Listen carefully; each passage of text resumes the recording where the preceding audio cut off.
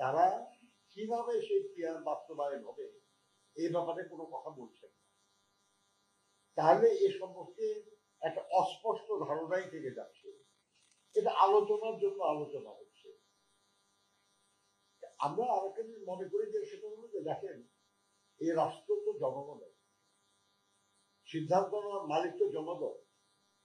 আমরা শুধু কিভাবে ভোটটা দিব এই জন্য একটা ইভিএম পদ্ধতি চালু করা হয়েছিল। মনে আছে তো আপনাদের? কত বছর হলো এই ইভিএম পদ্ধতি সম্পর্কে জনগণকে অবহিত করার জন্য অনেক প্রচার প্রচারণা হয়েছে।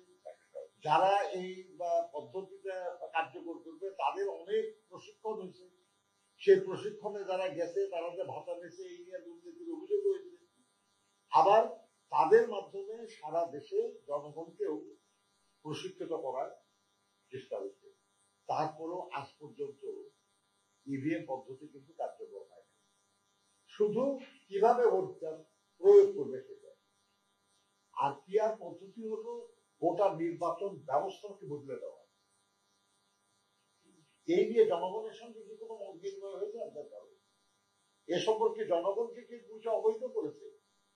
এমনকি এই নিয়ে আপনাদের মধ্যে সাথে কিংবা সুশীল সমাজ বলেন কিংবা আপনার প্রতিনিধিত্বশীল যেসব প্রতিষ্ঠান বলেন, এমনকি রাজনৈতিক দলগুলির নিজেদের যেসব যে সংগঠন আছে তাদের সঙ্গে এইগুলো আলোচনা হয় নাই। অর্থাৎ এটা অত্যন্ত একটা প্রিলিমিনারি স্টেজে আছে।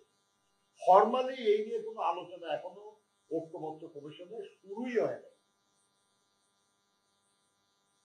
অথচ এই নিয়ে আমাদের কিছু কিছু সহকর্মী বলছেন এটা করতেই হবে, না করলে ইলেকশন করা যাবে না ইত্যাদি। একটু আগে আমাদের মহসিন সাহেব বলতেছিলেন যে আমরাই তো বেশি চাই সংস্কার, সবার চেয়ে বেশি চাই, চাই না খালি ইতিহাস বলে যে আমরাই করেছি সংস্কার, যুগান্তকারী সংস্কার বাংলাদেশের যা এটা আমরা করি।